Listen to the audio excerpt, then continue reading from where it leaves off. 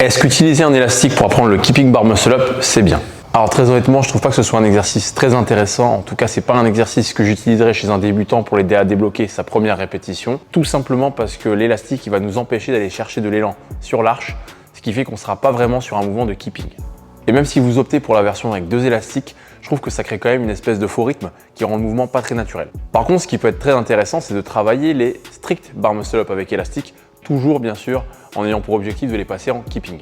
Alors pourquoi? Tout simplement parce que dans cette configuration-là, l'élastique ne va pas nous gêner et en plus de ne pas nous gêner, il va nous permettre de travailler sur la partie la plus importante du mouvement, la transition. Et cet exercice, il va notamment nous aider à comprendre quelle trajectoire doit suivre notre buste, à repositionner et replacer notre prise et à quel moment on doit basculer la poitrine par-dessus la barre. Et surtout, à ce moment-là, la tension dans l'élastique, elle est quasi nulle, ce qui veut dire que pour passer par-dessus la barre, on va devoir être capable de produire de la force et d'être un minimum explosif. Et donc si tu n'as pas encore les keeping bar muscle up, je t'invite tout simplement à intégrer cet exercice à ton entraînement.